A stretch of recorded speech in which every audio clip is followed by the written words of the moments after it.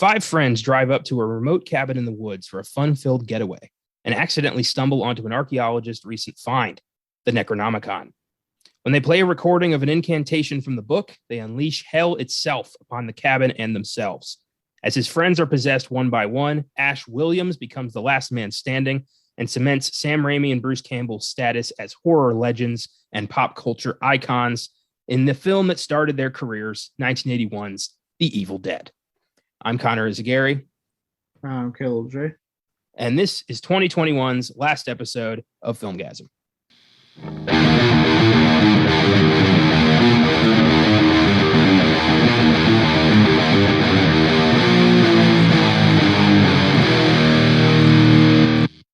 Happy Wednesday, everybody, and welcome to the Filmgazm podcast. We're ending this year on a high note with a film that we've always wanted to discuss here, one that started a franchise that we both adore, The Evil Dead. The Filmgazm podcast began 2021 with Bill and Ted's Excellent Adventure, episode 118. Here we are with episode 169. We've covered some killer movies this year, but more about that towards the end of the show. For now, let's talk Deadites. So, do you remember your first time with The Evil Dead? Yeah, a little bit. I remember, you know what? I think it was on like IFC or something. I caught it on like the movie channel because I'd heard about it. Obviously, like, you know, when you're a burgeoning horror fan, you always hear about certain films, and this was one of those films you hear about all the time. And I think I was like every commercial off IFC back when they did things without commercials and unrated. I know now they do, like, they changed how they do their thing. But back when they did it like that, which makes me sound fucking old, of course. Our HBO One, the movie channel, was playing it, and I was able to catch it. And I remember watching it and just falling in love, and really immediately clicking like, this is why this franchise is so big. Okay, because before that, the only real knowledge I have it was Army of Darkness, the third film, because my dad loved that one. I remember seeing it on TV with them. So that was it. That's what I thought the franchise was like that. So when I went to go watch this one, I was like, oh, this is not like that movie at all. And yeah, I've just been in love with it since. Like, this franchise is consistently good to me. I have yet to walk away disappointed. I'm beyond excited for the upcoming one, Evil Dead Rise, especially because I heard it's going with the serious tone still, much like 2013 did, and I'm very excited for it. Yeah, me too.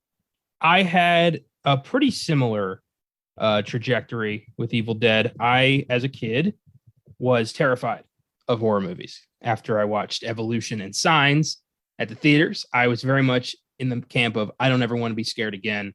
I don't want to do this. So I stayed away from horror movies. And my dad was like, I don't like this. He's got to learn. And he showed me Army of Darkness and showed me this movie that was horror, but also really funny. So it was like a safe space to kind of discover who I was as a film fan. And I loved it. It immediately became one of my favorite movies. And then from there, over the years, I watched Evil Dead 2. I watched them backwards. And then I watched the first one, and I was very surprised to see how dark it was. I remember the scene where I think it was Linda who gets stabbed in the ankle with the pen or the pencil. That scared me a lot as a kid. I don't remember why. It was just like that part specifically freaked me out. And over the years, I just kept watching these, and they just became favorites of mine. And like you said, there's yet to be a weak link in this franchise. The remake was pretty good. The series was great. It's just awesome. Whoever's doing these clearly knows. Like Sam Raimi, obviously, but also Fede Alvarez. He understood the tone and the flavor of this whole thing, and it worked. But it all started here. Like one of the most iconic indie films ever. So let's talk about it. The Evil Dead began life in 1978 as a short film titled Within the Woods, which was a concept short that Sam Raimi developed as a sort of appetizer for the film he really wanted to make. He showed Within the Woods to potential investors, trying to raise enough money from family, friends, and pretty much anyone who was interested. Didn't quite raise as much as he wanted, but he made it work. Raimi's childhood friend Bruce Campbell offered to produce the film and star as Ash Williams, a role that would define his entire career. Bruce and Sam grew up together in Michigan, and Bruce actually put up his family's ranch as collateral, and I guess Sam was so touched by that they've stayed in each other's careers ever since. Yeah, that's what I like about. I think that, and it shows in this way, and in both their respective careers, because Bruce Campbell pops up in every single Sam Raimi film. Yeah, it was a fun thing when it was like a cameo in all three Spider-Man films, which had we gotten it the way it should have been, he would have been Mysterio, but that's not what happened. But it's a friendship that you can tell on you can tell on in these movies, especially these first three films, and like how Bruce Campbell is so willing to go the extra mile for Sam Raimi all the time, and even in Ash vs. Evil Dead, he was willing to step to the shoes again and go that extra mile for him and do it again.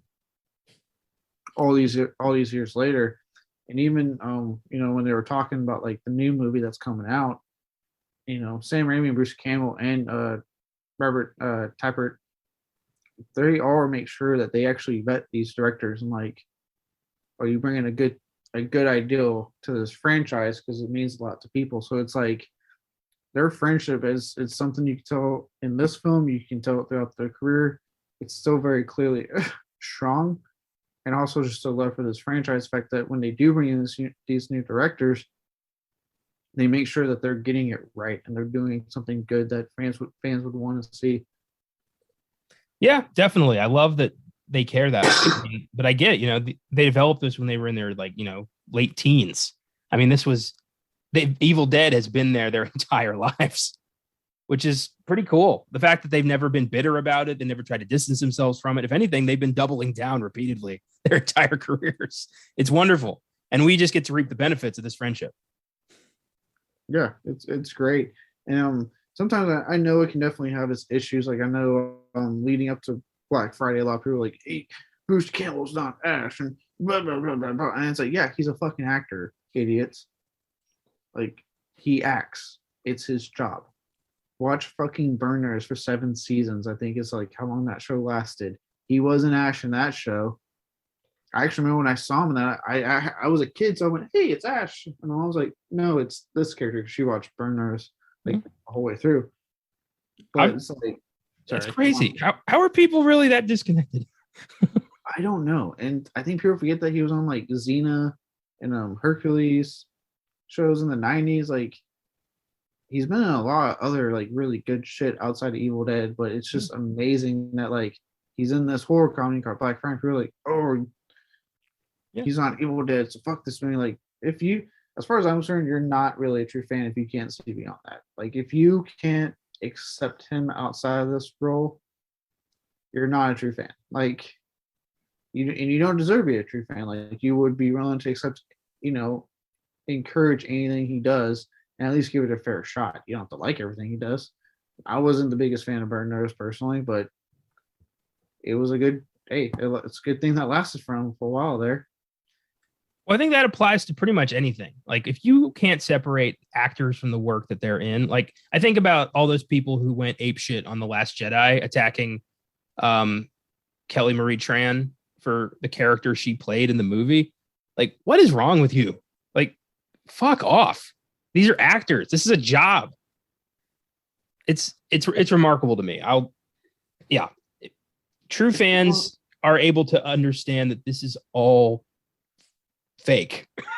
There's no ramifications here. Like, it's ridiculous. Well, it's like even just like casual people. Like I was telling you about that one guy that's like asking if Jake Gyllenhaal was gay because he played in Brokeback Mountain. It's like, he's an actor, right? Like, they act, they pretend for a living. They are paid to do this.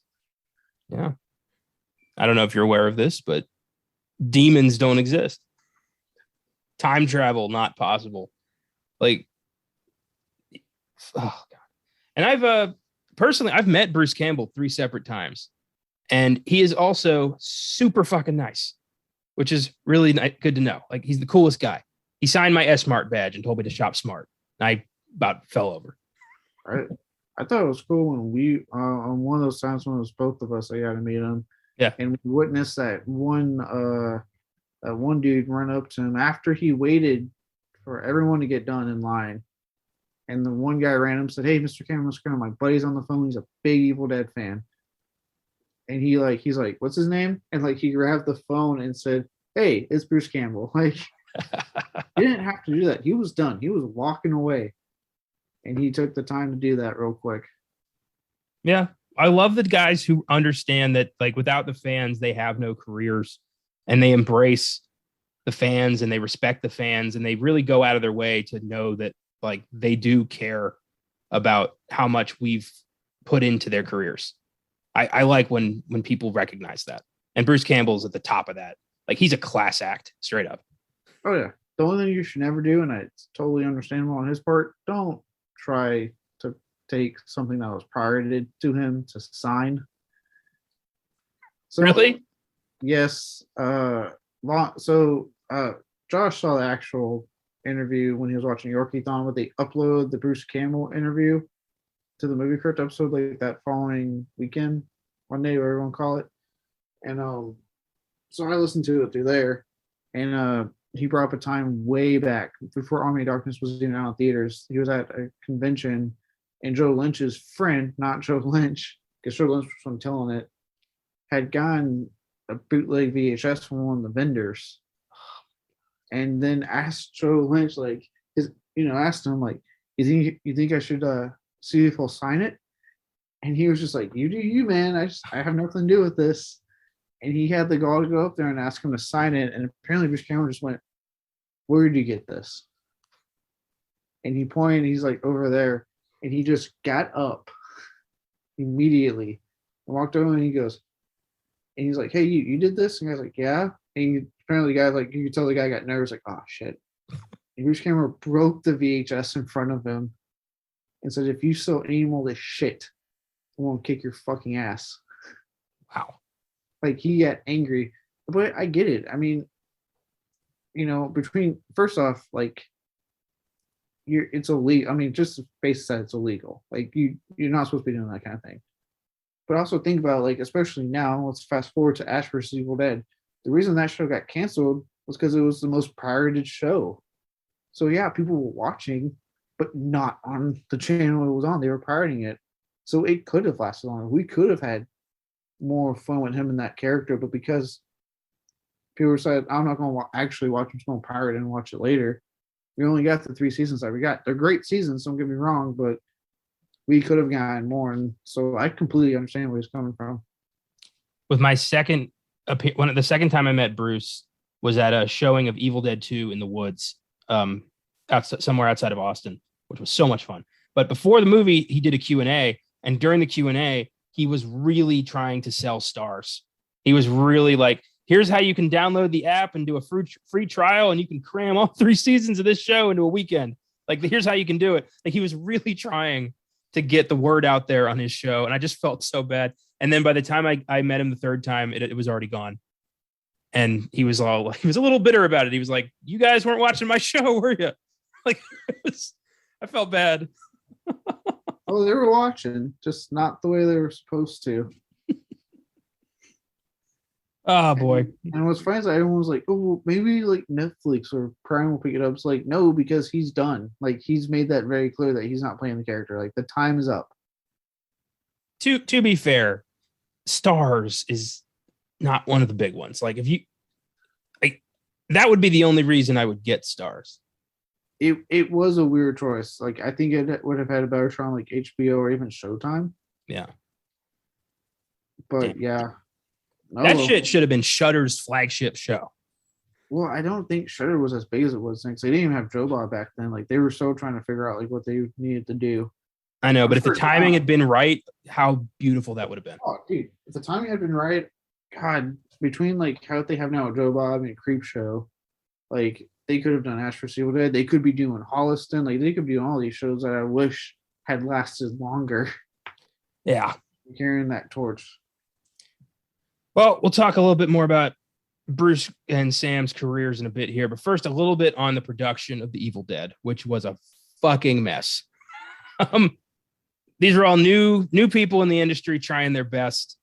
Everyone involved was new at this. Sam Raimi himself was only 20 when production started. He considered this like a rite of passage. They got lost in the woods numerous times. The makeup and costume were daunting and super painful. The white eyes were like, 2-inch plastic cups that were put into their fucking eyes. They couldn't see anything, and they had to they can only wear them like 2 minutes at a time. It was the worst. But yeah. Sorry, I was gonna say, keep in mind, like, as much as this production was hell for them, this is, to me, one of the reasons this franchise has endured, and especially like this first film, was that it is the epitome of like what you can achieve when you use every tool possible, when you have no budget and you're having to figure stuff out on the fly. Like, this is the definition of low to no budget filmmaking done so incredibly right. And all it takes is like a modicum of talent and a vision and a commitment to get it there. And look at what you got. Like, oh yeah, I'm not in any way am I disparaging this, but it is worth pointing out that there's so many ways this could have gone wrong. There's so many ways somebody could have gotten seriously hurt. Somebody could have gotten killed. I mean, the actress who plays Linda was blind when she was attacking Bruce Campbell with a real knife. So, like, I mean, they used live shotgun shells because it was cheaper. Like, it's amazing nobody was killed. Oh man. But it is, it's the ultimate low budget horror film story. It's the, the little engine that could of horror movies. Raimi had help from Joel Cohen of the Coen brothers in the editing room. This was one of his first professional gigs, and Raimi would later repay the favor when the Coens were trying to sell Blood Simple. So, they all kind of came up together, which is really cool. Yeah, not the only thing that Raimi found a way to repay or homage, as we'll probably talk about with a certain movie poster you see in the background. That would also end up with another nod in, I think, the second film. Yeah, he has a lot of respect for Wes Craven in these movies. I love it. So once the films ended up screening at Cannes in 1982, which was amazing, they weren't allowed to compete, but they were allowed to show the movie, which I thought was funny. Like, you don't get to be a part of the judging process, but if there's a free theater, go ahead. Show your movie. We know you like busted your ass to make this. Well, while it was there, who should happen to see it but Stephen King? And Stephen King gave this film such a rave review that suddenly everybody was paying attention. If Stephen King thought this thing was awesome, then, this is probably awesome. And this was like peak King, if you will. Yeah, this was, Coke in both nostrils, Stephen King. Like, this was, yeah. Coke in both nostrils, forgetting books that he wrote over a weekend and yet still becoming a New York Times bestseller almost every single time. Yeah. I think it's miraculous that he even remembered that he saw this movie.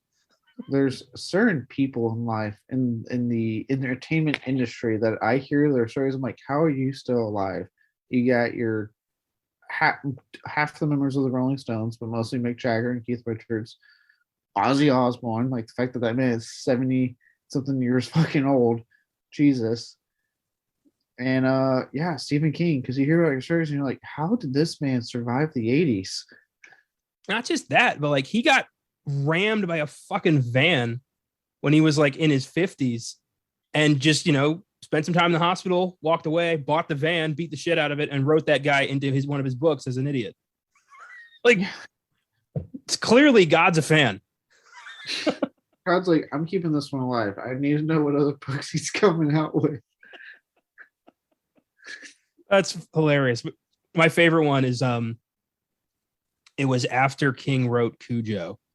He said, like, he didn't remember reading the book, but he also like wiped his finger on his desk, and it was just like a half-inch thick dust of layer of Coke dust, like just his whole fucking desk. And he had a moment of like, I gotta stop this. this shit's gonna kill me.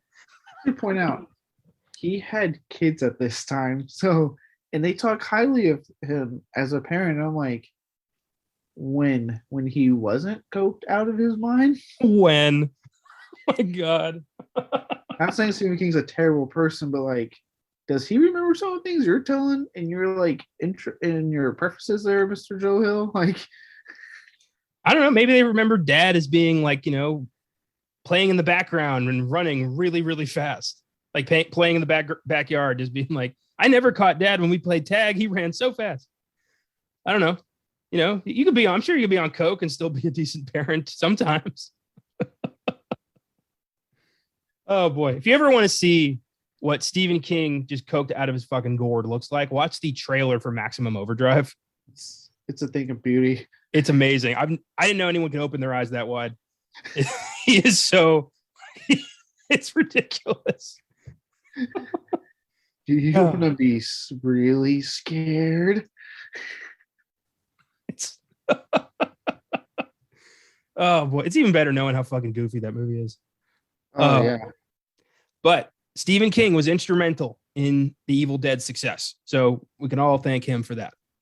Yeah, I love Stephen King. I'm glad he was instrumental in getting us what we got. So yeah, because his review, suddenly New Line Cinema was like, maybe we should look into this. And they worked out a deal with Sam Raimi to distribute the film domestically. And with New Line's help, Raimi was able to pay back his investors, and the film became a huge hit, spawning a franchise that continues today. So it's all just like everything that had to go right did. It's awesome. You know, production went, you know, not smooth, but it worked out. Stephen King happened to see their movie. Some dude at Cannes was like, all right, fine, show it. Like everything just worked out. It was great.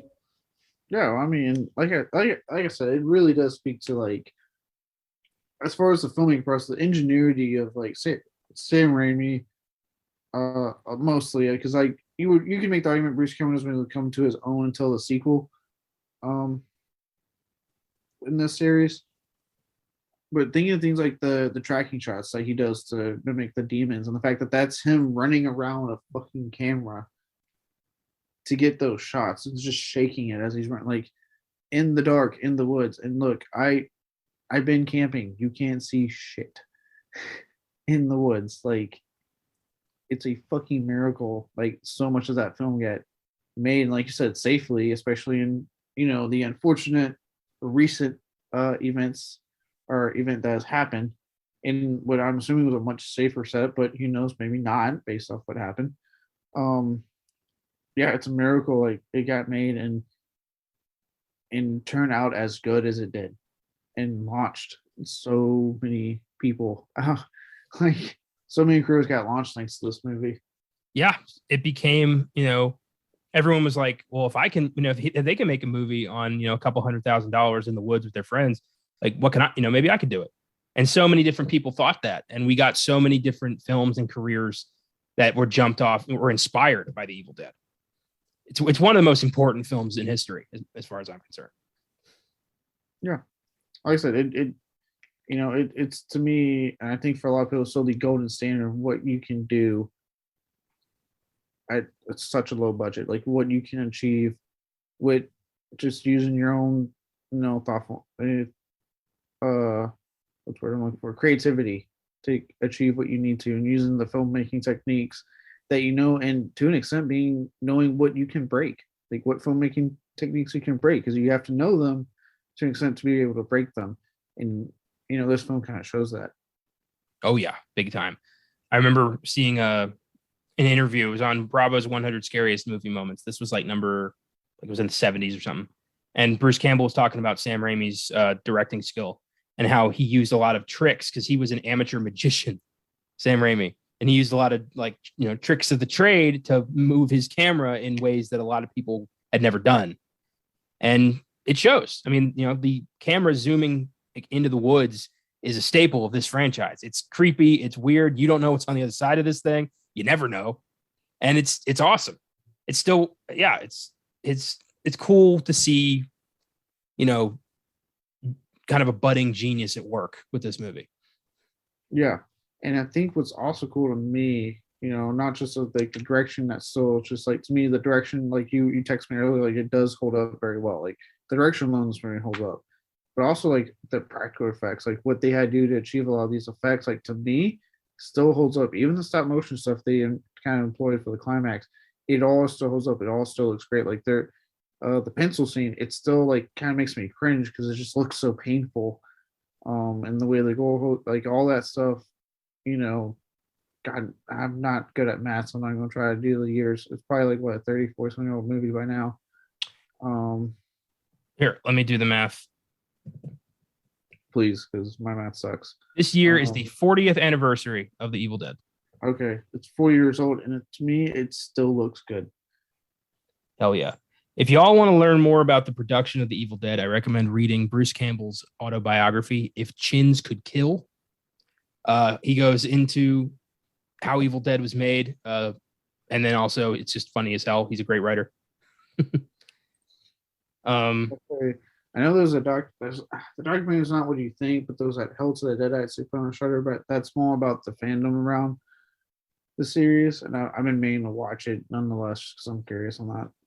Yeah, check that out as well. So Sam Raimi, let's go into his career just a bit. We covered this a few weeks ago on Spider-Man, but let's do it again here. We're not going to just do an Evil Dead podcast and not talk about Sam Raimi's career. Sam Raimi would direct the next 2 Evil Dead movies, as well as the first Spider-Man trilogy, Darkman, which is awesome, Drag Me to Hell, one of my favorite episodes we've done, The Quick and the Dead, great Western, Simple Plan, haven't seen it, and Oz the Great and Powerful, which isn't great, but still not a terrible watch. He's set to direct Doctor Strange in the Multiverse of Madness next year. Super cool that he's going back to superhero movies. Of those movies, besides Evil Dead and Spider-Man, Drag Me to Hell is probably my favorite. That's a very cool movie. Yeah. Mainly, I'd have to say the same. That has mostly to do with I'm with you in that Oz. It wasn't bad. It was a fine movie. It was a decent enough time. I haven't seen Darkman yet. That's another one that I've been meaning to get to. And I just got your copy that you sent me of The Quick and the Dead. So eventually I'll get to watch that as well. I might actually make it like a double feature with Darkman one day. That would be fun for you, definitely. Yeah. Darkman is Raimi's film that he made after he was unable to do a Batman movie. So he created his own idea of a Batman-esque character named Darkman, who, Liam Neeson plays Darkman. He's it's been a long time since I saw. He's a scientist who is mortally wounded in an explosion that fucks up his face, but he survives and vows revenge and rebrands himself as Darkman and uses very realistic prosthetic masks to disguise himself as people. And it's an oddball, but it's a fun movie. I've heard really good things. It's been on my radar to watch because of how fondly people look on it. So it's been up there for me to watch big time. But I do want to point out with his stuff is what I like is that if you pay attention, a lot of what he does in the Evil Dead aren't just ways. I mean, obviously ways to present the film in a certain way, right? And the presentation and stuff, but a lot of it is stuff that became stylistic choices that he would carry over in future films, even if they weren't horror. Obviously, you see a lot of what he did here in Drag Me to Hell, with the fast camera movements and a lot of the way he did his scares and his love for being as icky as possible with things like embalming fluid getting on people. But the Spider-Man trilogy, he incorporated a lot of what he does with Evil Dead into the Spider-Man trilogy. Specifically, I'm thinking of the Doc Ock scene in Spider-Man 2 when Doc Ock, for lack of a better word, awakens and just massacres all the doctors. That is a horrific scene in a movie. And I remember watching as a kid going, wow, this got scary all of a sudden.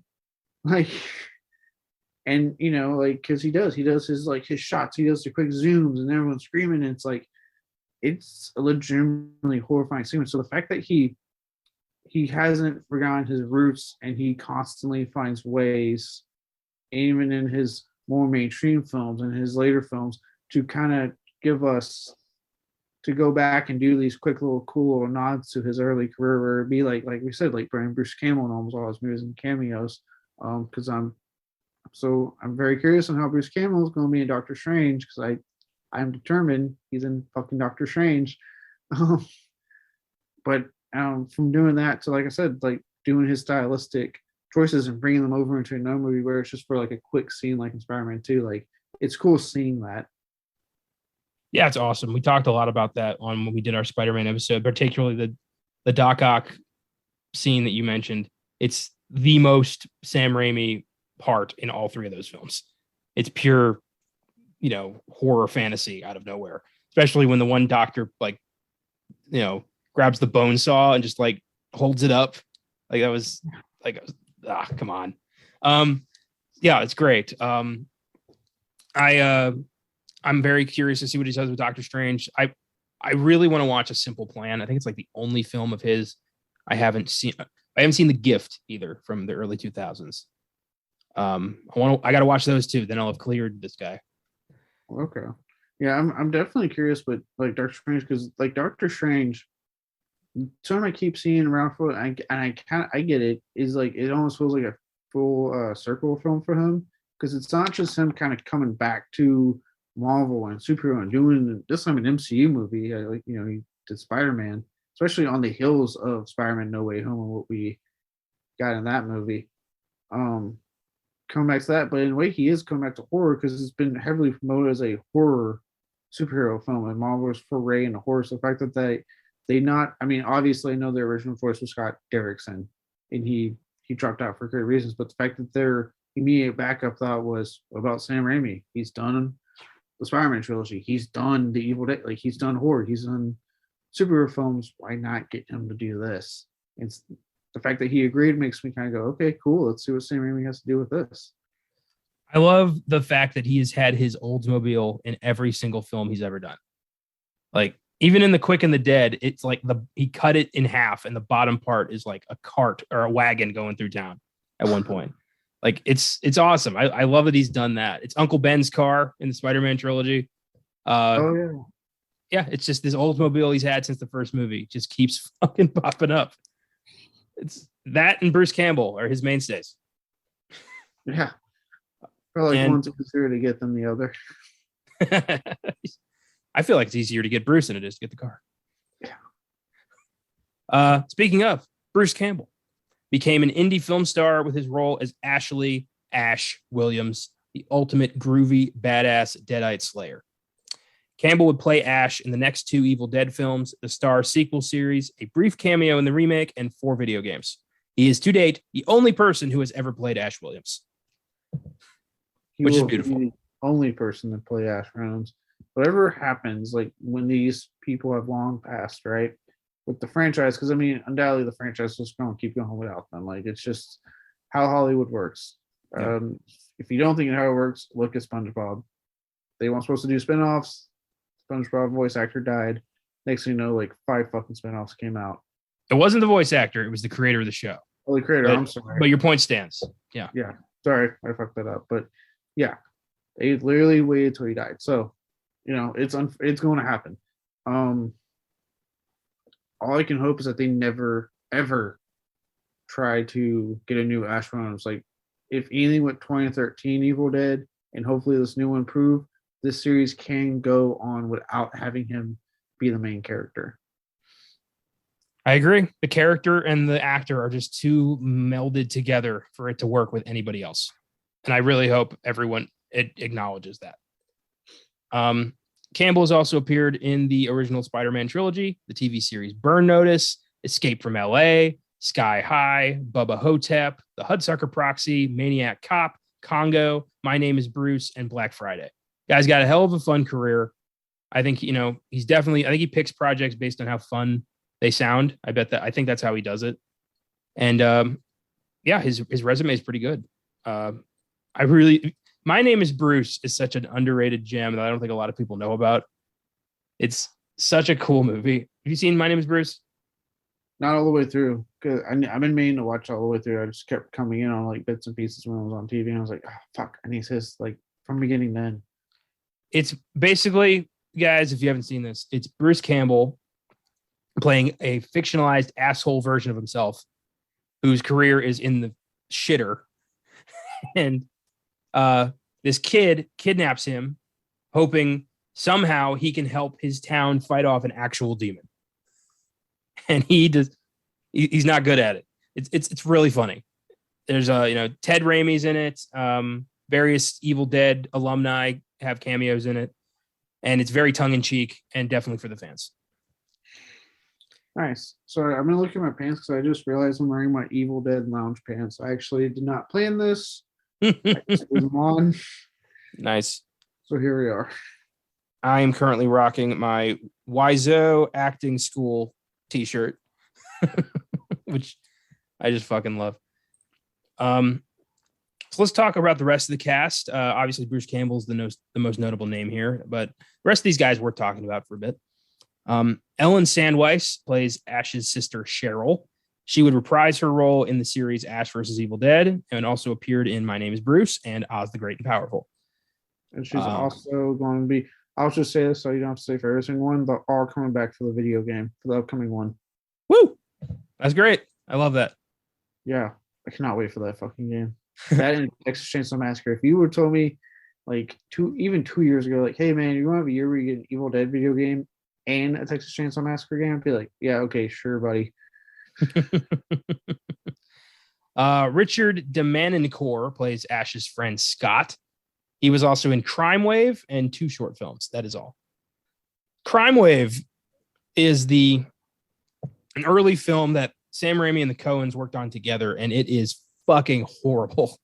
I couldn't make it through it. I tried to watch it for the Coen Brothers Spotlight episode on the Filmgazm podcast a few years ago, and I couldn't make it through. I made it 20 minutes in, and I'm like, this is fucking horrendous. I turned it off.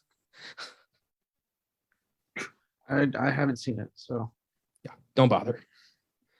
I won't. I'll look forward to his upcoming appearance in the Evil Dead game. Betsy Baker plays Ash's girlfriend, Linda.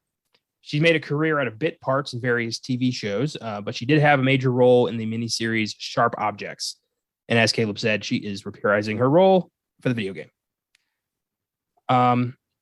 Teresa Tilley plays Scott's girlfriend, Shelley. She hasn't done much else, but she did appear in Oz the Great and Powerful alongside her Evil Dead co-stars Ellen Sandweiss and Betsy Baker. They all have a bit part in Oz, which is cool for Sam to do that. Yeah, I don't even know what parts they played. It's been so long since I've watched that movie. I saw that movie in Ireland, and then I never watched it again. Not because I hated it. It just was so forgettable. I just hadn't really wanted to. I mean, if I'm gonna go to Oz, I'm gonna watch The Wizard of Oz. The Evil Dead has an IMDb score of 7.5, Rotten Tomatoes score of 95%. It's rated NC-17. I didn't actually know that till today, which is pretty cool. I feel like there's not a lot of those. Well, I mean, it's so like, I don't know if you know too much about like the MPA. Sorry, it's not MPAA anymore. The MPA and them trying to, for a long time, come up with a rating above R. But it's a really interesting history there because they used to just do unrated. Like it was like R then unrated. But then they were like, well, we have to give it something because they like the unrated didn't sit well with them. So they tried doing X, just one X. But when they did that, was I think during the 70s boom of like the golden age of when you could just go to a fucking theater and watch porn and it was normal. And all those films, for anyone who wants to know a little porn history, because I know nowadays you just get on fucking Pornhub and whatever other sites exist. Movies back then, if they were porn, were rated triple X. That's where that comes from. Well, obviously, MPA was not okay with the X rating then, so like, well, wait, we don't want to confuse it with those types of movies. So then they finally came up with NC-17, which I think was around the time Evil Dead came out. So that's why it has it. Cool. I always just thought this was an R because 2 and 3 are R's, and you don't see a lot of NC-17 rated films. It's really weird. So Adam Green, when he did Hatchet 2, they actually did release in theaters unrated. Like it was like beyond it, but it lasted a week because people cried foul and theaters made it difficult because for them, theaters will not advertise NC-17 films. Theaters will limit extremely the theater and showings of an NC-17 film. So it's like it exists. It's a rating that's out there, but theaters will not play ball with that rating. Makes sense. I mean, there's a very limited amount of people who are going to go see that. You're not going to make your money back on it. I get that. I don't agree with it, but I understand why they do it. I would have seen Hatchet in theaters. I was like, it's unrated. Oh my god! And then it lasted a week, and I was like, never mind. I guess I'm not seeing it in theaters. So I live in Buffalo, so having used to work in a theater, I understand. Like the process now is entirely dependent on children. Like PG, and PG-13. That's what makes the most money because people are going to take their kids so they can watch Minions and shut the fuck up for an hour. But R-rated movies do make money, just not usually as much as like a kid's movie. Yeah, but you shouldn't, like, no offense, I'm not trying to be rude to kids. Like, you shouldn't judge it based off just children. Like, go fuck yourself. Like, make a good R-rated film. Let the adults have something to watch. And I mean, Deadpool should have proven that, yeah, you can make it rated R and it's going to make fucking money if it's as long as it's good and people want to go see it. Well, it also depends on the area. If you've got an area with a lot of families, theaters are going to prioritize family movies. And the one I worked at was very much a family theater. There's other draft houses in the area that showed a lot more, hardcore shit, showed a lot more R-rated movies. I always had to go to a different draft house for horror movies. I rarely saw a horror flick at my draft house. But it is what it is. And I think it is interesting that I've never seen a screening of The Evil Dead like advertised at one of these theaters, but I have seen Evil Dead 2 and Army of Darkness multiple times. Well, because again, the rating, like, still to this day, yeah, it's that's what I'm saying. Like, it's astounding. Like, and honestly, like nowadays, like this could be an R-rated film. Like, there's nothing that extreme in this movie. It really isn't. I mean, and also, don't people research what they fucking want to watch? Don't people just, like, if you can't handle this stuff, don't you look up a trailer, a synopsis, something, and think, I probably shouldn't watch this. This isn't for me. Do people just not do that? No, people stop doing that. They want to make. I mean, look at like Deadpool. In fact, they said that the Trash House had to put up signs saying this is not a Marvel movie. Do not take your kids. And people still took their kids. They still complained about it too. They still were like, "How dare you do this? Like it's our fault." Yeah, they still complain. Or the fact that, like, how many times do you hear about in the news? Some parent bought a fucking M-rated game for their kid, and then they're bitching about the M-rated game. Usually, every time a new Grand Theft Auto happens, there's always one story. And it's like, be a parent, be a fucking parent, pay attention to what your kids are watching, pay attention to the ratings. They exist for a reason. I get it. I'm not big into censorship myself. I think films should be released the way they are. Yeah. But the ratings, I do think, are a good way as a parent to decide what's okay for your kid to watch.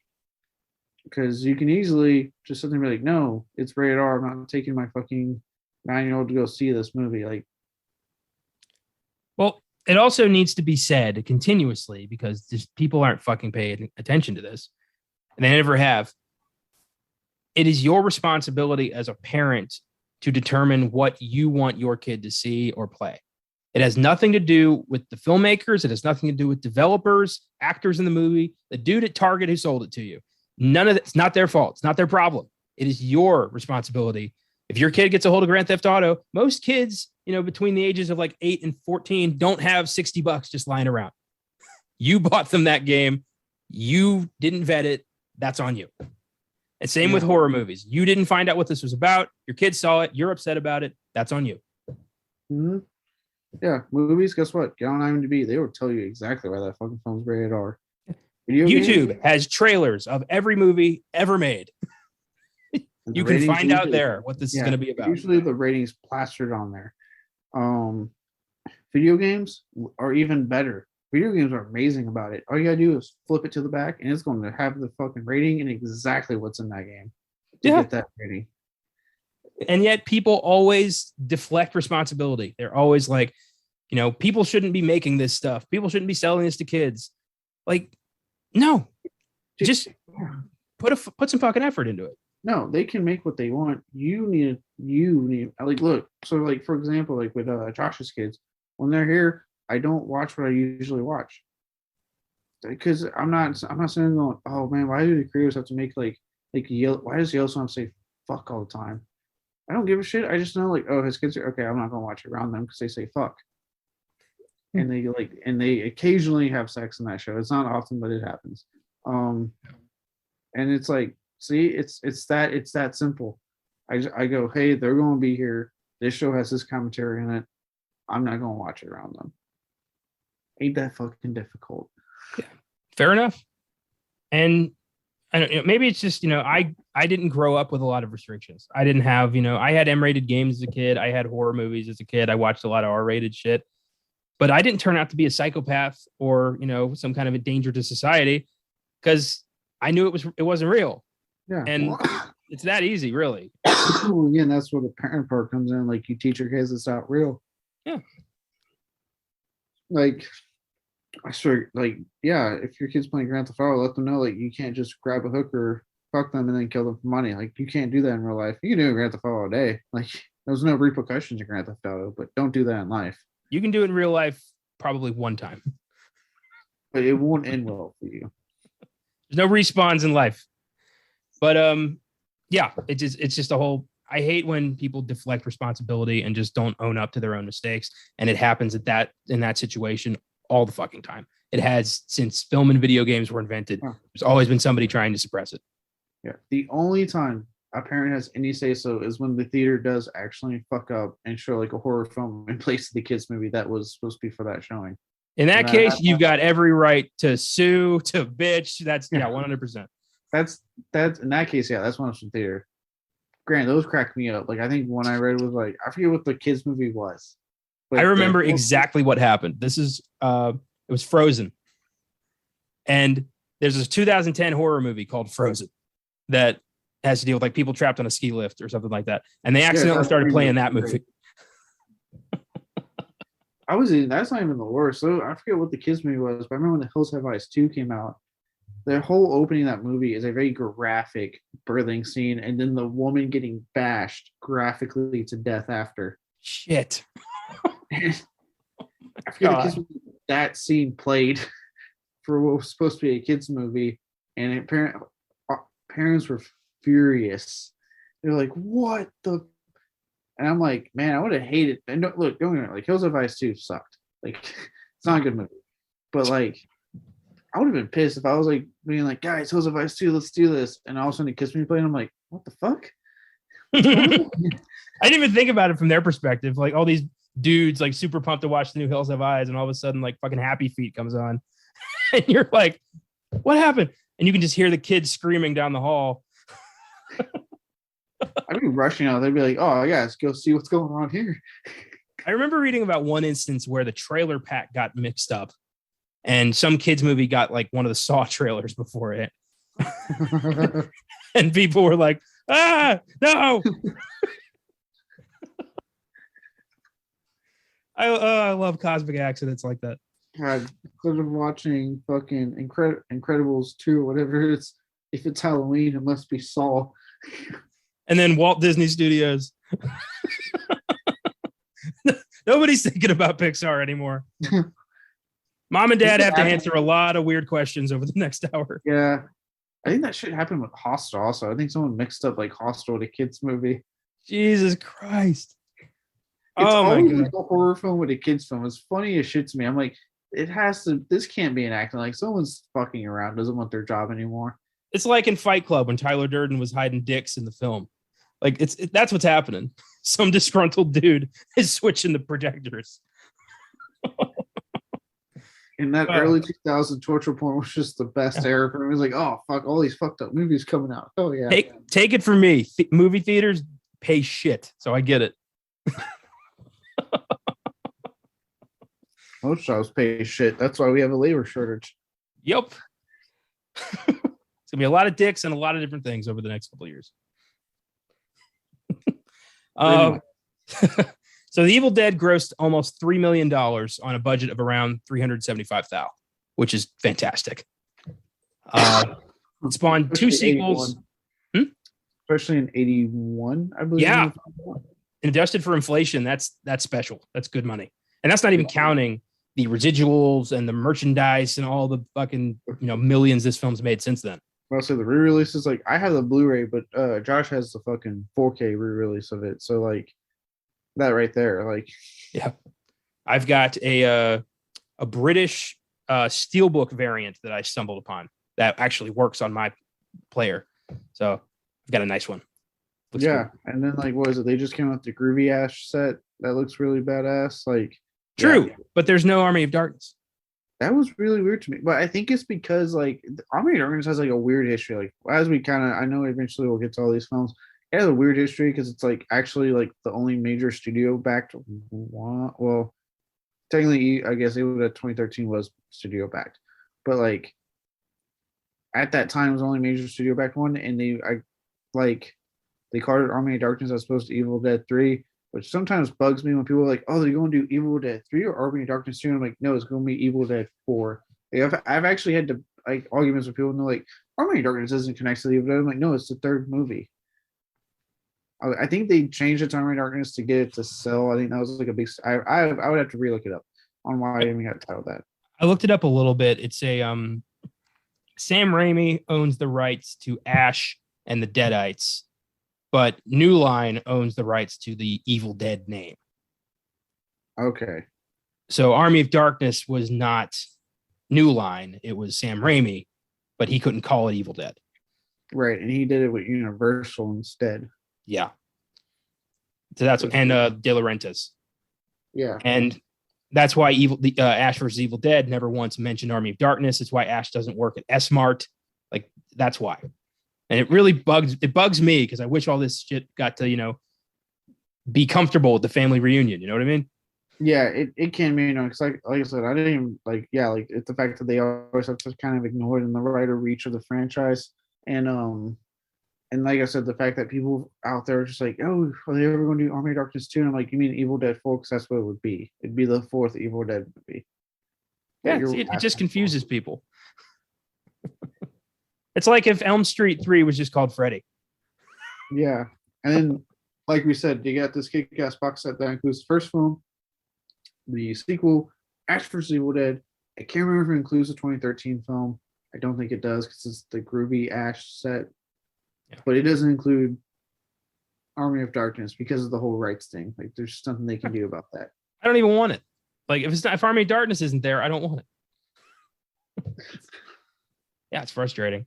So Evil Dead ended up spawning 2 sequels, a TV series, a 2013 remake, 4 video games, and a legacy that speaks for itself, which is just beautiful for some kids' kind of student film. Yeah. Like I said, there's a reason this film is going stand for a lot of young filmmakers and a lot of people trying to breaking into the business. Like this, to me, this is like the golden standard of what you can achieve. Yeah, absolutely. All right, so let's go through Evil Dead, talk about some highlights of the film itself. Why don't you start? Oh, you want me to start? No. So first, I want to say, like, I know obviously now horror has become very well known for cabin in the woods equals bad things. This was like kind of like one of the earlier examples of that, like what really kind of like trendsetted that. Yeah. So I love the location. I love the use. I love how at the beginning you see they do the camera track shot I was mentioning earlier at the beginning, so you know right from the bat something's not right when they're going into there. So I like how there's a good sense of foreboding, a good sense of atmosphere, like right off the bat. But something's not right with this cabin they're going to. Yeah, definitely got that sense, especially when something grabs the steering wheel and tries to hurl the car into the truck, and everyone just kind of shrugs it off. Is like, I guess you didn't get that vehicle tuned as well as you said you did, Ash.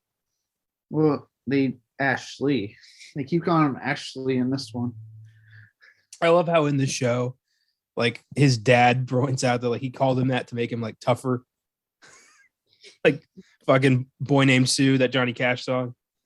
It's Also, his dad was just a complete asshole. I was like, okay, this all makes sense. It was Lee Majors, the $6 million man. Like that was perfect.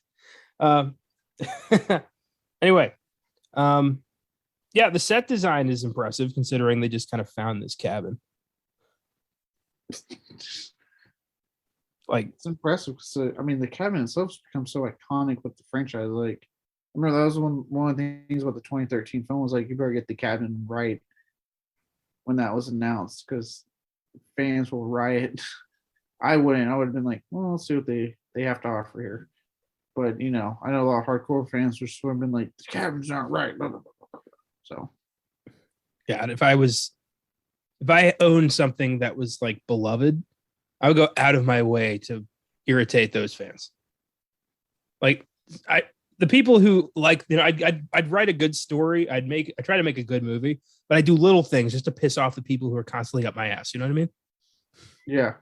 I mean, technically, you could arguably do that with the fact that they haven't done a comedic Evil Dead since Army of Darkness. There was the show. I mean, okay, other than the show, I mean like the movies, because most people when they think Evil Dead, they want Evil Dead 2. That's what most fans want. But if we keep getting Evil Dead 1, which is what I'm big into, and I'm like, yeah, no, give me Evil Dead 1. Give me that intense R-rated goodness. When they get to the cabin, they're all kind of like, "Oh, this kind of sucks, but let's make the most of it." Woo! And Scott is kind of a dick because, well, to be honest, his name's I haven't met a lot of good Scotts. It's just one of those names. That statement can go like one of two ways there. I don't know a lot of good Scots. Like, you talking about name or the people? I love Scotland and its people. Dudes named Scott traditionally, in my experience, have not been great dudes. It's like, Keith, and like there's certain names, they're just connected. And I don't know, whatever. His name's Scott and he's a dick. Yeah. I think don't they even talk about like how he ended up with this cabin? Are they like, hey, how do you end up with this cabin? I don't know. Yeah, he's like, it was cheap. And they're like, why? He's like, I guess we'll see. Yeah. Oh, you will see. You'll find out. Who'd they buy it from if Nobi's dead? That is a solid question. So they go in, yeah. They're getting a little, freaked out by the wind and everything. And Cheryl, who is there as a fifth wheel. Why, if it's a couple's weekend, why would you bring your sister, who's clearly alone? It's probably, I guess, to be nice. You're trying to be a good brother. I guess. Come to this cabin where you're just going to hear the two couples fuck, and then you're just going to sit there like awkwardly, like, oh. I think the brotherly thing would have been to just maybe leave her at home. Yeah. They check out the basement where Scott makes a big deal out of freaking them out, and him and Ash find the recording and the book, which isn't actually called the Necronomicon in the first movie, which is odd. I forgot about that. Yeah, I don't think it's called that till the second movie. It's called like the Necrom or something like that. Or Totem, I don't know. It's a really long. I in my notes I have it as Necronomicon with exclamation points. Yeah, I have it just Necronomicon. It is what it is. As far as I'm concerned, I like the first Evil Dead, but everything that I love about Evil Dead came out of 2 and 3. Like, but the first one's still awesome. Oh yeah. So they find the book, they bring it up, and they start playing the recording of Professor Nobi, who's just an unnamed archaeologist in the first movie, talking about his discovery of the city of Kandar and the demon text that he discovered. And he's like, I love that he's like, here, in this book contain incantations to resurrect the demonic forces of this place and wreak havoc upon the world. And here are the translations. Yeah. Don't read this, but I'm going to read it out loud and you just have to listen. Oh, it makes me laugh. And of course, they start playing it, and Cheryl stops it, like, I don't know if we should be doing this. And Scott's like, come on, man. It was just getting good. And she's like, I don't want to hear it anymore. And he's like, well, tough. And presses play anyway. And unleashes hell. Yeah. Scotty doesn't know. Scotty doesn't know. Different context, but I'm applying it here. Oh, boy. And Cheryl gets panicked and runs, and Ash is like, what the hell, man? Like, she said she didn't want to hear it. And he's like, fuck you. You could have turned it off. Like, he's just the worst person. It really is. That's the one thing with horror that the older I've gone, and I've lived life a little bit longer and made friends, and I'm like, why does horror insist on like every friend group has that one asshole? Because that's not friend groups. Like usually the assholes get booted out really quick. Yeah, I never understand people who just like let the dick kind of just swing freely. You know what I mean? Like, why is he here? Yeah. He's bumming everyone out. He's a complete asshole. You cut that friend out and you enjoy your party. I'm glad you said Frank. 'Cause when you said let the dick swing freely, I'm like, if he doesn't say any other word, this also gets really weird. I just felt that was the perfect metaphor for the situation at hand. But yeah, movies kind of imply that every friend group has that one asshole that you don't want to invite, but you do anyway, which is like, why would you do that? Which is the complete opposite in real life. Usually you don't invite them and then they quickly learn, oh, I'm the asshole. And it's like, yeah, that's why we don't invite you. Yeah. I've never had an asshole friend because I don't make friends with assholes. I don't keep them around. If you make my life more difficult, you're not part of it. It's very simple. Pretty easy life to live. I don't know. Maybe, Scott saved his life at one point, or they're on the basketball team. Are they in high school or college? I don't know. He has like a blood oath to him that we don't know about. I don't know. I think Ash just wants to bang his girlfriend. I mean, that would probably make the most sense. Ash just wants to bang all of them, minus his sister, because that's just weird. And this is not a Pornhub fucking movie, so I don't know why that is still one of the most trending fucking things, but whatever. It's like the fourth or fifth podcast, or you somehow have brought the conversation around to that. Clearly, you want to talk about it. No, I just like bringing that up.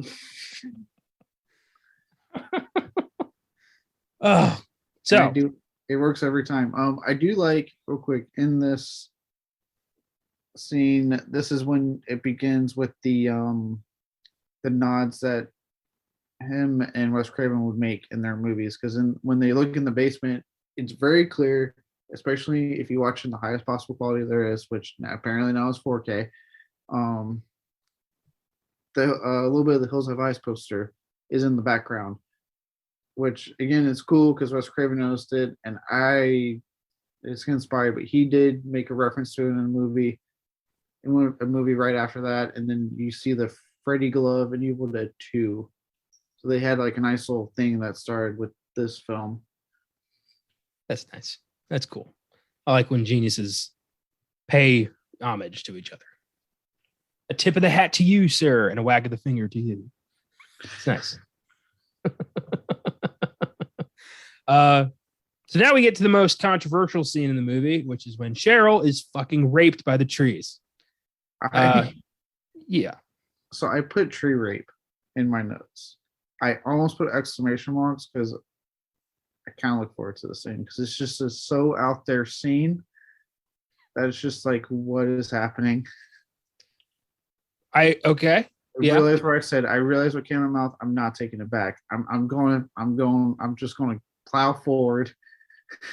All right. Yep. Let that dick swing freely.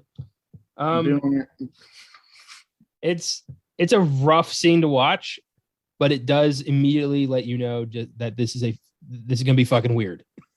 This is not your average demonic possession. This isn't a zombie movie. This is weird shit from Sam Raimi's head that can only exist in this weird little bubble of a universe that he's created. Yes. And if anything, this is probably why I got an NC-17 back in the day. Yeah, a tree limb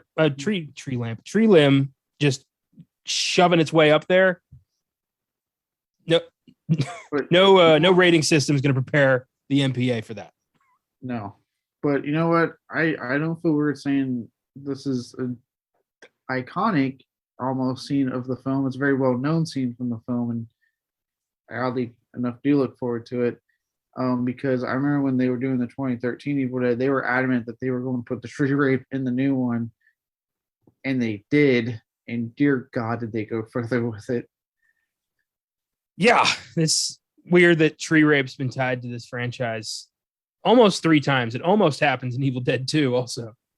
Yeah. But mean, you got straight up zombie rape in part 3.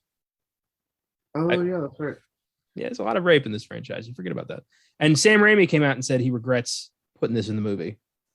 And Bruce Campbell regrets that scene where he just starts slapping his girlfriend. It's interesting Sam Raimi says that, but again, they were adamant about putting it in the 2013 movie. He regrets it, but he has done something similar in every single movie since. Yeah. I remember the Red Man even hinted at it. Like that was one of the big parts of the Red Man was like, "Hey guys, look," and you see it like start sliding. You're like, "Oh." Think back. Was there any sort of like anything like this in the show? Not that I know of. No, I don't. I think he kept out of the show. Okay, I'd like to watch that show again. Those were great. I picked up the complete set, like the Blu-ray has like all 3 seasons. I picked that up. I bought them individually when they came out, just because I was like, I want this. So I've got all 3 seasons on their own. The first season has like a cool holographic cover. It's nice. So yeah, Cheryl gets raped by trees, takes it pretty well. Runs away and is like, I would be traumatized. Like any man or woman, if you like, look, first off, rape. If we're being serious, rape is like horrendous. Yeah. But by a tree, like I would have the most, like the biggest, like I have the biggest existential crisis of my life. Would be like, did I really just, the tree really just come to life and penetrate me? No. Did it? No. I'd never go camping again. I'd never leave outside. I'd become an agoraphobe very quickly.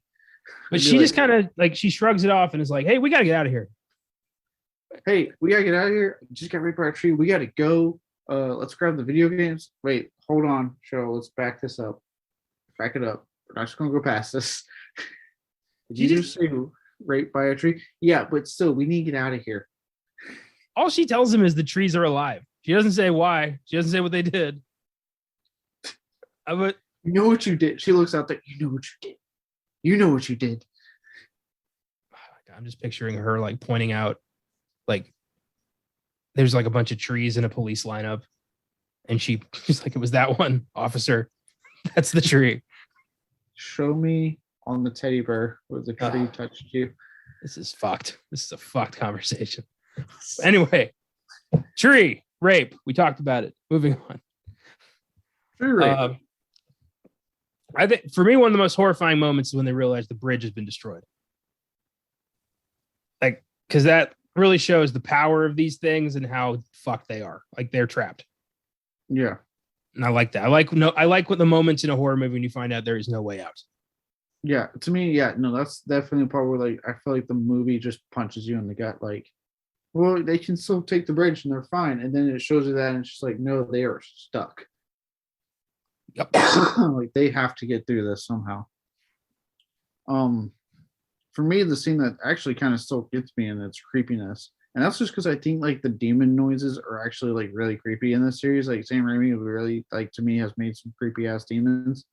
Is when they get back, they're just trying to pass time, act like nothing's going on, just wait till morning, and they're playing cards. And I think it's Cheryl's like standing out the window, and she starts naming the cards exactly, and it's like intensifying, and you're like, the fuck. And she turns around, she's fucking demonic. Like there's something about like how Sam Raimi films that and the lead up and the build up to that. It is like fucking, it's creepy. And it really, like, again, like I put it in my notes. If you were wondering, oh, this going to be humorous, this scene should tell you, or the tree rape should tell you. But this should also tell you, like, no, this is not meant with jokes. This is a full-on fucking horror film. Like, we are going to try to horrify you. We're going to try to gross you out. Buckle the fuck up.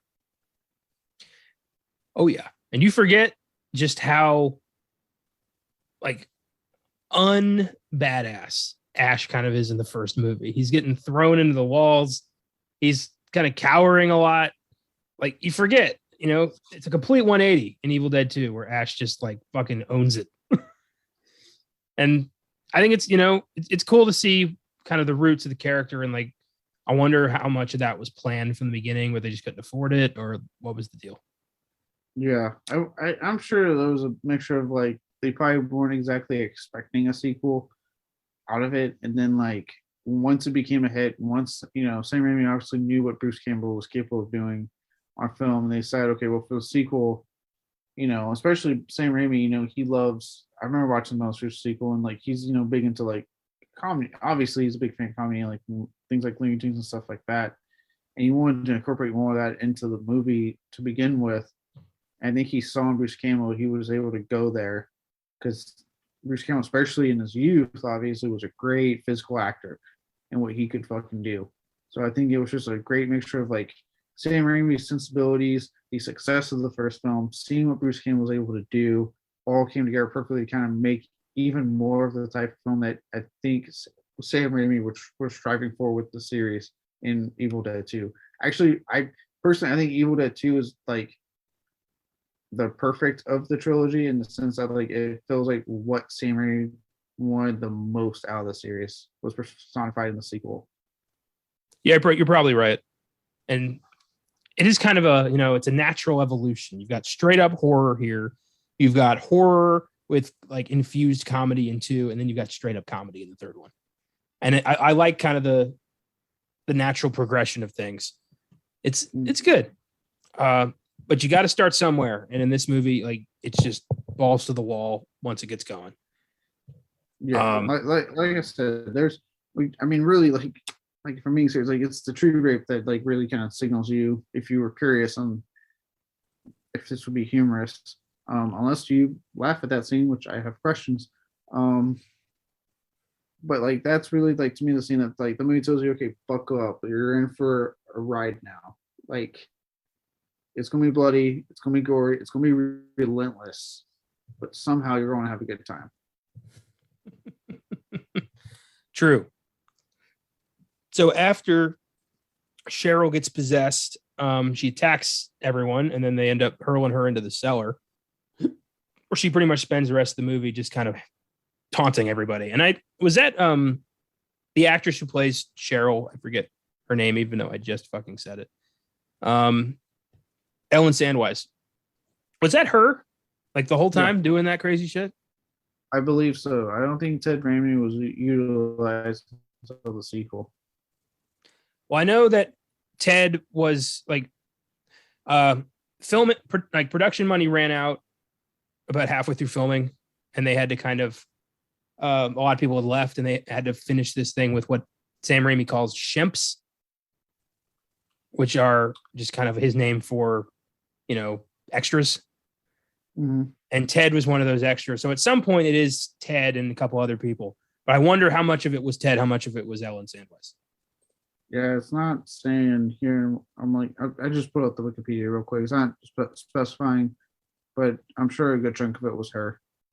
There's no like the low budget Roots. A good chunk was probably her, and a good chunk was probably Ted, because obviously he would be free because they're brothers. Yeah. Well, still, either way, she's great. So Ash finds out on the tape that the only way to kill these things are to dismember the corpses, dismember the bodies, which is weird because that never actually fucking works in any of these movies. No, if anything, it's a perfect excuse to let the blood like fly. Like it's really just a perfect excuse to get as gory as possible and get creative because you have to fucking hack them away limb from limb. Yeah.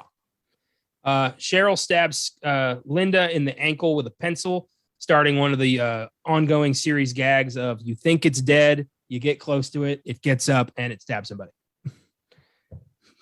My favorite was in part 3 when Ash is like, oh, no, I'm not falling for it this time. He says, like, get an axe. And they fuck up the witch. Good stuff. So everyone's like, what the fuck do we do now? Shelly goes to her room. A demon crashes through, gets her. She attacks Scott with an, I don't know why I said axe. Axe with an axe. Yep. She goes after Scott. She ends up in the fucking Scott. She straight up grabs Scott and attacks an axe with it. It's crazy. That would be fucking awesome though. If she just picked him up and started. Never mind. So somehow Shelly ends up in the fireplace and gets burned up a little bit. And that's that's pretty cool. What with the makeup effects and everything, and it really is for such a small budget. He really did pull this off in a memorable way. Yeah. Yeah. Like I said, a lot of these effects work. Like I still like watching it again the other day, man. That scene where he gets that pencil, it still looked painful as fuck to me. I still cringed a little bit. I was like, oh my god, yeah, that just looks like it hurts. Oh yeah. Scott takes an axe, fucks Shelly up, cuts her up. Actually, very easily for him. There was like no hesitation. Sounds like he's been wanting to do this. Like that might have been his plan for coming up here, and then the Deadites just allowed it to go more smoothly for him. Then he backed up because he got possessed and died nonetheless. Yeah. But he and Ash go bury Shelly, and Ash is like, what are we gonna do, man? Like he's panicking a little bit. And Scott's like, we're gonna leave. And he's like, but Linda can't walk. And he's like, well, we'll fucking leave her here. And it's just like, no, man. And he's like, it's your girlfriend. You figure it out. And he takes off. Like, what a great friend. Yeah, again, like I said, like you pointed out, this is not heroic Ash. Not that, like, if we're being honest, like one of the things we like about Ash is that he really isn't heroic. He just kind of like, he never wants to be in these situations. He just kind of deals with it. But more so than usual, like you really, like you said, you see him cower, you see him be like, no, man, I'm out, and like try to run off. Like, it's really like, especially like if you're ever trying to get someone that, like, if they've heard of Evil Dead all their fucking life and they've heard about this character, you got to prep them like, look, in this first movie, it's gonna not be at all what you heard. It's not the Ash character, expecting that's a sequel, but this is where it starts. So it's definitely like to a point where it's almost like you have to prime people like, this is what movie this is, not what you've probably heard all your life. I do want to point out here that I'm reading now, Sam Raimi was the voice of the demons. Damn, you did a good job because they were creepy. Yeah, well done. So Linda's possessed now. Has that creepy moment where she sings like, we're gonna get you, which is great. I love that. So creepy. The remake did a great job emulating that, by the way. Oh, I could talk about all day about like all the greatness that remake did. So, well, now that we've covered this one, that one's now on the table for future episodes. Yes. So he stabs Linda with the dagger, this Sumerian dagger they found in the basement. I love that this archaeologist dude just like brought all of his random findings to some Michigan cabin alone instead of like to a museum or something, and then just whatever. Are you saying he's a shitty archaeologist? I feel like that's what you're saying.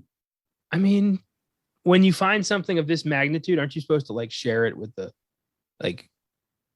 educational public or something? Not just go hide it in a mountain. He didn't even know what it did yet. You would think. I mean, at least in part 2, it's like, oh yeah, his wife turned into a monster and he had to put her somewhere. Makes sense. But this one, he's just like, no one else is going to know about this until I'm fucking ready. Unless they play my tape and then they're all going to know about it. So Ash stabs Cheryl, but he can't cut her up. And that scene's, a nice tease for what's to come for, if you watch the franchise backwards, Ash getting a chainsaw for the first time. Oh, yeah. I was like, where are you going with this? Okay, yeah. But he's like, I can't do it. Amazingly, I can't just carve my fucking girlfriend up and be okay with it, Scott. Yeah, Scott. So he buries her, and then she gets up and attacks him, and then he decapitates her with a shovel, and like blood pours out of the neck wound and covers Bruce Campbell for about 2 minutes. But it's fine. I get it. A lot of blood. That was a lot of blood that hit his face, and then he just gone. But hey, fuck it. Back inside, Cheryl's gone. She broke the lock on the cellar, and now she's running around somewhere.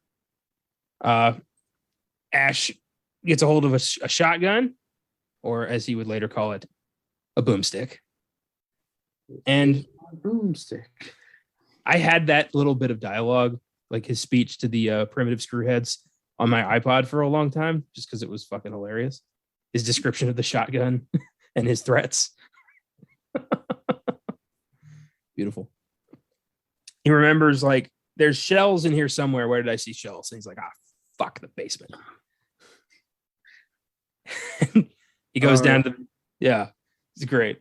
He goes down to the basement, finds that bloody tube, and just gets showered in blood again.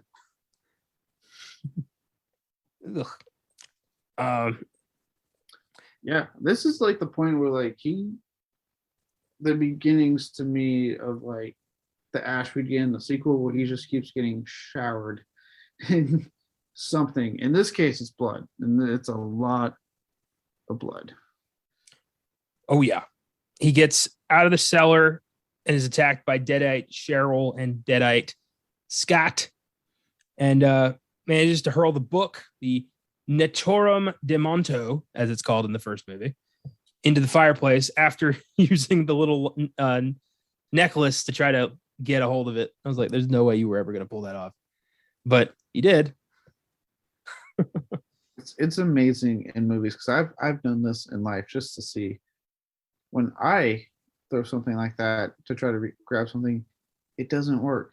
But movies, it works all the fucking time. It's protagonist power. They can do anything.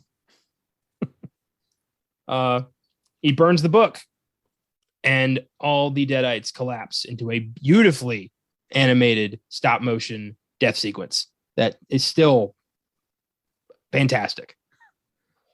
Yeah, I put it down in my notes. I'm like, I know there's gonna be people like, it's just how I know people are like that probably will look down on that scene like, it looks shitty. Fuck off. Like that to me it still looks good. Like that stop motion looks good. Because I would argue that like if they didn't have the budget, and this is okay. This is what I'm getting at. Like so many times people when it comes to the whole CGI versus practical thing, if you have the money to do CGI and your story demands it, go ahead. Obviously, you can pinpoint every fucking MCU film that's come out. They look good. They got the money. Their stories do require it sometimes with what they're telling. But something like this, you don't have the budget. Practical is going to be your best friend because it's going to age better. It's going to look better. And right here, stop motion. To me, the stop motions, like you said, it still looks amazing. Yeah, it does. Considering he had 375,000 to work with, this looks really good for 1981, but also today. I mean, a few episodes back on the sneak preview, we talked about our worst remakes list, and you had brought up The Thing and how The Thing's remake is reliant on digital, on CGI, and how it cheapens the product. It doesn't hold a candle to something that was made in 1982 that still looks incredible. And thankfully, you don't really have the comparison because Evil Dead, the remake, also relied on practical effects, which is good. And it looks like the new one's relying on it too. There you go. So like, Evil Dead is just like, it's great. They're doing such a great job. They've never faltered. It's weird. It's like the one horror franchise that has no weak links. Yeah. Well, and again, that has a lot to do with like again, Campbell, Raimi, and Tapper being adamant with these filmmakers they bring in when they do a movie. That's like you need to make it like practical. Like it's going to look good that way. You're going to get the best possible result because you're not making a big budget movie. You're making a low budget horror film. Yeah, get the right people who know what they want and what we want. So Ash burns the book. They all die, and it looks like there's peace on earth and goodwill towards men. And then something flies out of the fog through the cabin and into Ash's face. And that's the end of the movie. And there is a way to seamlessly cut together Evil Dead 1, 2, and 3 as one coherent film. And I mean, I personally, look, I'm going to say right now, I've always thought Evil Dead 1 and 2 are coherent. I feel like people harp way too much on, is it a remake and stuff? Like, yes, I get it. Like, there's not the same characters in the beginning of the film that were on the first one. I don't give a shit. I just ignore it, get my quick recap of what happened, but obviously some changes, and then go into the sequel. Like, who gives a fuck? Stop harping on it so much. True. But if you do have a But bug no, up your ass I'm just about it, saying, like, I got it. You can cut these three together as one film. You can start watching Evil Dead 2 as soon as Ash is flung across the woods by the demon entity. And then you can start watching Army of Darkness as soon as he ends up in the Middle Ages. And it's one film, mm, which is pretty cool. I did want to. I forgot to mention it earlier. Sorry, I was like, got like fucking 20 messages on my phone at the time. That's why I was looking down a lot.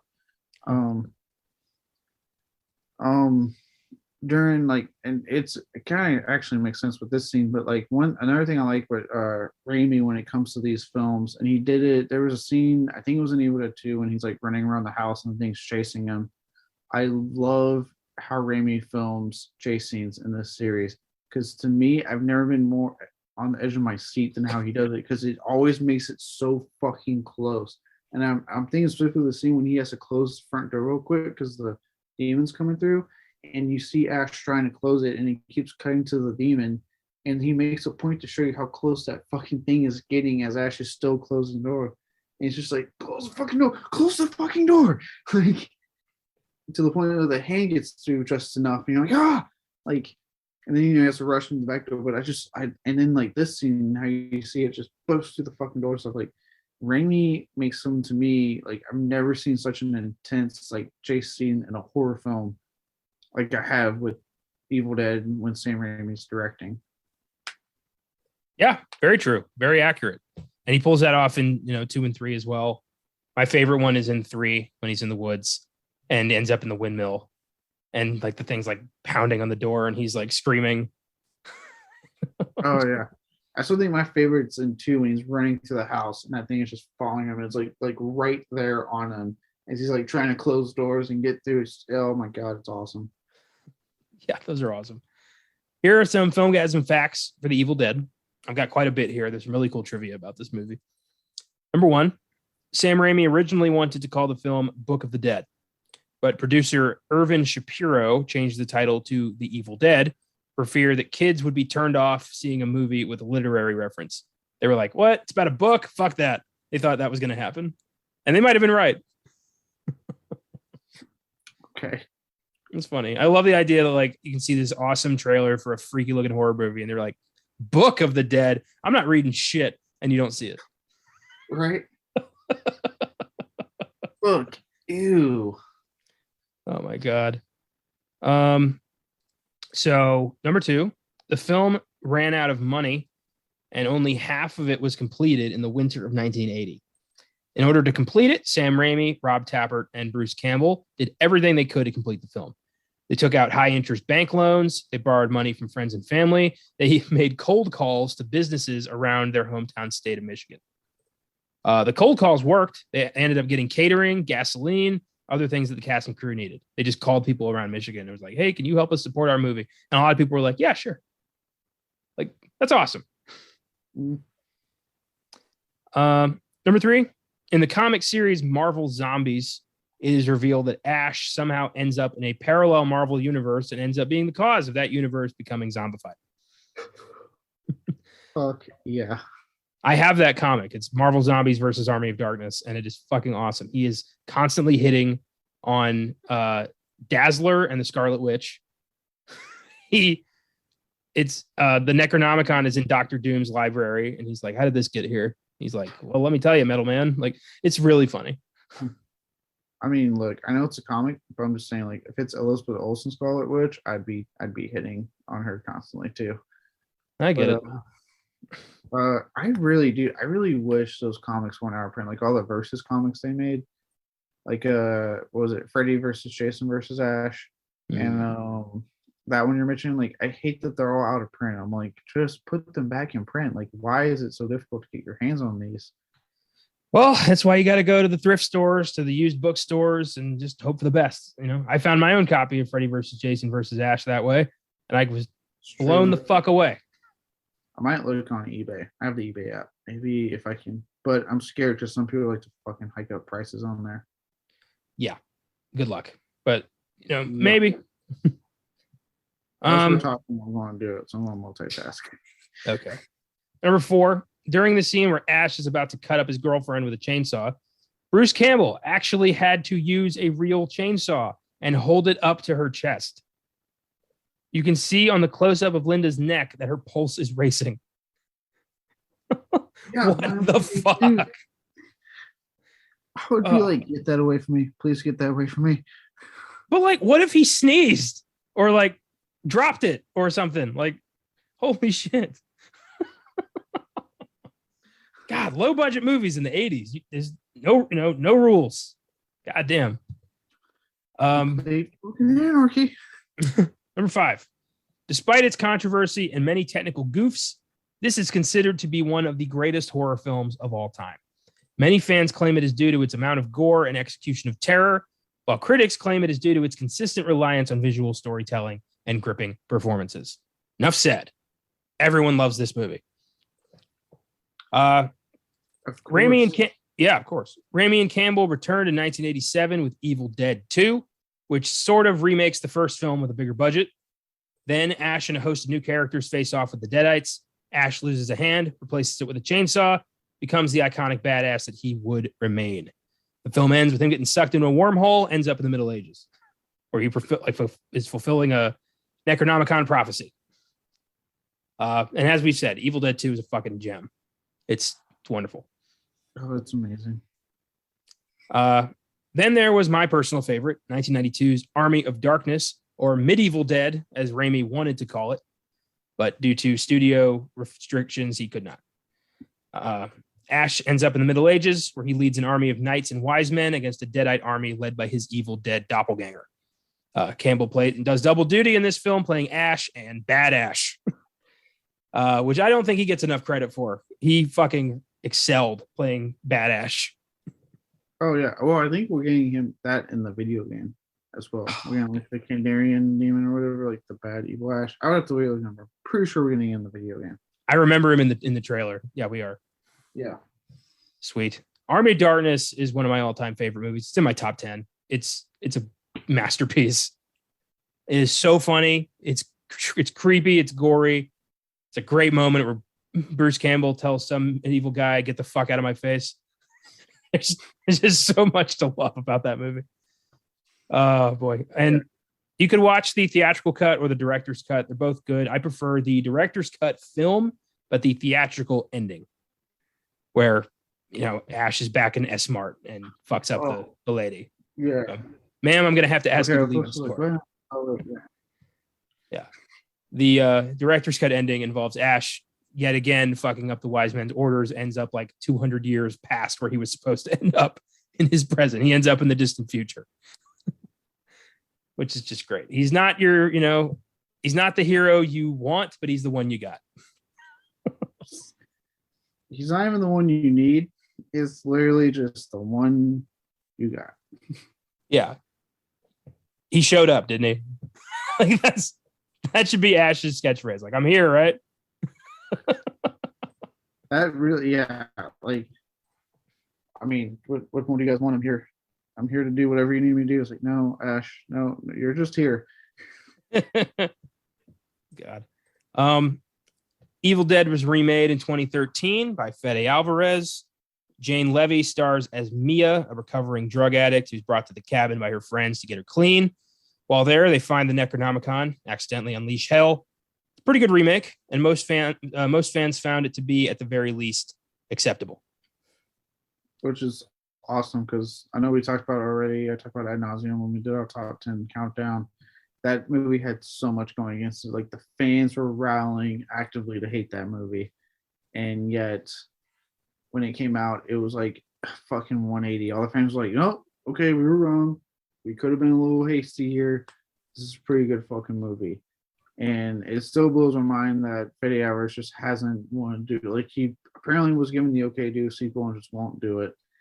When he asked that fucking question, hey, what do you guys want to see a sequel out of? And everyone said, Evil Dead 2, and he went, cool, don't breathe 2. Buckle up.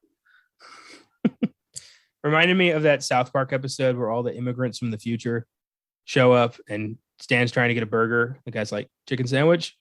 He's like, no, I want a burger. He's like, let me get my manager. And the manager's like, chicken sandwich? That comes to mind every time I hear about that. Then there was the short-lived but epic Starz series Ash versus Evil Dead, which ran for 3 seasons before its abrupt cancellation in 2018. Campbell returns as Ash decades after defeating the Deadites. One night, Ash gets really high and accidentally reads from the book, and now must put the Evil Dead back in the bottle. I love that this time it's his fault. Like, he straight up gets high, reads from the book, and the world is gone. Yeah, it's amazing. Oh, it's fantastic. Not necessarily abrupt cancellation. If people had just watched it on legally and not pirated, it probably had gone a little bit longer. So yeah, what a shame. Because clearly they had plans for more. The ending of 3 hints at a badass 4th season that we're never gonna get. No. And fucking, we could have had, Evil Dead Mad Max. Awesome. In the show, Ash learns he may be a mythical prophesized hero called El Jefe, and he has a team of Deadite killers and his value stop co-workers, Kelly and Pablo, who were all great. Like, it was a great cast. Lucy Lawless played she had a significant demon connection. I think she wrote the book or something. I don't remember what it was. It's been a bit. I don't remember. Yeah, she had a connection. I would have to rewatch or look it up real quick to remember. There's a whole bit where they actually time travel back to Evil Dead 2 and fight Henrietta again, which is crazy. It was a cool show. Yeah, it's a really awesome show. Small Reaving popped up, like a pretty famous Small Reaving. She was one of the campers or whatever in the first season. Cool. Yeah, like towards the end, the camps are going towards the cabin. Yeah, I didn't even know that at some point. I looked and was like, oh my god, holy shit! Yeah, pretty famous Small Reaving. I love Ash had one of my favorite lines in the first season after he fights Deadites again for the first time in 30 years. And he's like, I gotta slow down. My heart's jackhammering faster than a quarterback on prom night. Perfect. We're supposed to get a new one this year, Evil Dead Rise. No concrete release date yet, but it's supposed to happen this year. It's looking good for this year. They wrapped filming already. They're in post, so it's on track still for this year. Good. Raimi and Campbell are producing it. The cast is going to be new people. Ash will not appear, and it's supposed to take place in the city in an office building. So that's new. Yeah. Also, I forgot to mention it earlier, but I'll say it now because it's actually kind of perfect. When they asked about that change location for Bruce Campbell, he said he thinks the best way for the series to move forward and continue is the book itself being the character. He's and I get it because they're going to get older and they're going to not be able to do this anymore. So he goes, for him, he's the thing linking all this scary is the book. What does the book do when we're not looking? Where does it go? He's that's really the way we can keep this franchise moving, because that's the biggest thing outside of obviously these characters is what does that book do? What's going on with the book? So it's not saying we're necessarily going to get answers, but that's a good way to get it to where this book is somehow finding ways in other areas to cause havoc in the in this Evil Dead universe. So it's that makes sense. Good through line there. Yeah, I'm excited about this. I'm sure this will be really fun, and give us an excuse to do Evil Dead 2 sooner than we might have planned. Oh, yeah, I'm okay with that. Yeah. I'd be remiss if I didn't bring up the 4 video games that Campbell has voiced Ash in. There was Evil Dead: Hail to the King, Evil Dead: A Fistful of Boomstick, Evil Dead Regeneration, and the upcoming Evil Dead the Game. Hail to the King was on PC. I tried to play it. I didn't have a graphics card powerful enough at the time. I gave up. Fistful of Boomstick is a fucking gem. One of the best games I've ever played in my life. I had it on PlayStation 2. I still have it. In this game, Ash is back in Dearborn, Michigan after the events of all 3 movies. And it's just kind of, one-handed at his bar, dealing with life. And Dr. Noby's successor, a guy named Eldridge, has gotten a hold of the Necronomicon tapes and plays them live on the air on a radio show. And all hell breaks loose in his town. And now Ash has to, has a call to action, starts fighting Deadites in his town. You end up getting sucked into wormholes. You go back to the Civil War.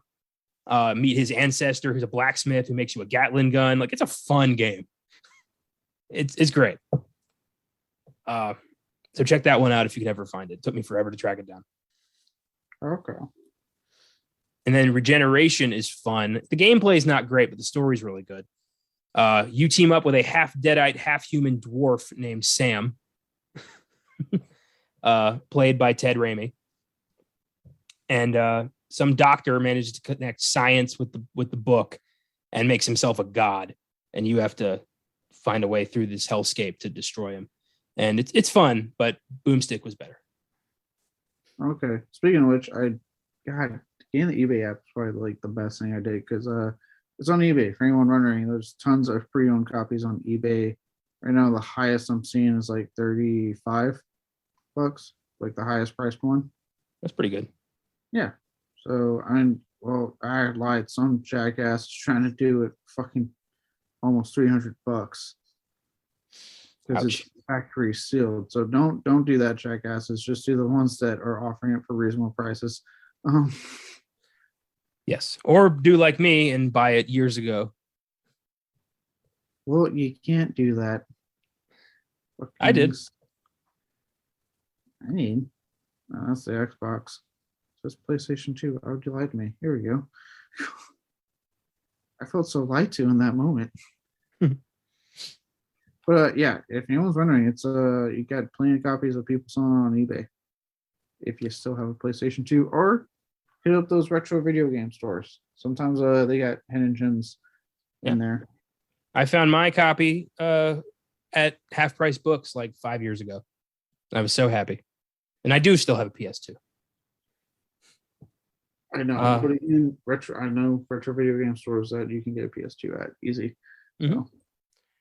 So I give The Evil Dead an 8. It's a solid horror movie that still holds up. And I like 2 and 3 a lot more. For me, it's, Evil Dead 1, 8, Evil Dead 2, 9, Army of Darkness, 10. I'm gonna give this one a 9. I really actually do like the serious tone, and like I said, it holds up so well. And it's, again, I'll say it again since I'm wrapping it up. I know I've said it 1,000 times, but it's like very much like, to me, the gold standard of what you can do on a low budget and just the drive, the will to want to make a movie, and this movie is damn near flawless to me. I love this film. Yeah, nothing wrong with that. Straight up, it's great. Thanks for listening, everybody. Hope you enjoyed this. If you like what we do, you can always follow us on the socials. We're at Filmgazm Productions. You can suggest films for us to check out, give us feedback. If you hate the show, you can tell us. You can email us at filmgazm@gmail.com, or just send us a message to the socials, or you can check out the website, filmgazm.com. If you want to support the show, you can always click on support this podcast, send us some green or not, whatever you want to do. That is all for 2021. It's been a fun year for the show. We launched a sneak preview. We brought Caleb on for good. We covered some awesome movies, covered some shit. It's been an interesting year. Off the top of my head, I don't fucking know. We had so many. I remember Saint Maud was a disappointment, but Jurassic Park was really fun. It's been an interesting year of films. It has. I like how you said we brought him on permanently. Yes, the co-host. Oh, not the co-host. The co-founder of Filmgazm finally was able to get on this damn show. Yeah. Welcome. Next year, we're going to be... Too late. I just had to wait for a deployment to end. That's all that really happened. Well, now we're all here. For now. Yes. Next year, we're going to be launching our newest show, Beyond the Bad, which will cover the worst reviewed films of all time. Can't wait for that. We talked at length about that a few episodes ago. It's going to be every Friday going forward.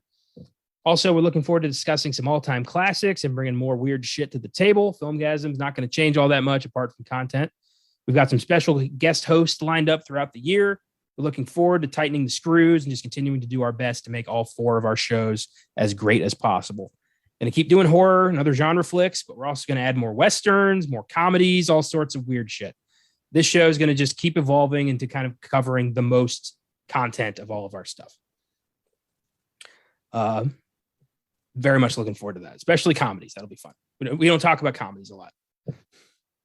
Yeah, I'm just looking forward to what we got planned for 2022 with Beyond the Bad, and like I said, incorporating other stuff in the Filmgazm, kind of opening up that umbrella, especially comedies, because like I'm obviously, there's some comedies I like to revisit, have a good of reason to revisit, um, and continuing the journey of me trying to find horror films that I really would like you to watch that I've seen. I know my pick for next month is a personal favorite of mine that I'm really excited to have you watch, and you will break my heart so much if you don't like it. But see, it's that pressure that I don't care for.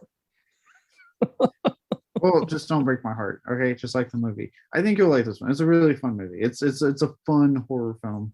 I don't know anyone who has yet to tell me they don't like it. It's one of those movies. Just amping it up, just putting me all the way to that top of the roller coaster, so my ass just goes straight down. God damn. Oh yeah. I need you to feel bad when you're an asshole and you say you hate it. My God. I don't even want to fucking watch it. Now I'm nervous. But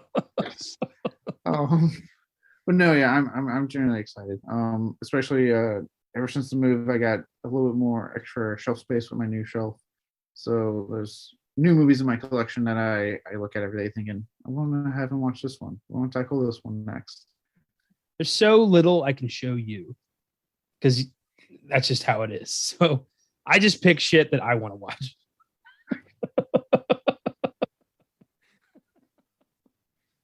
Oh boy.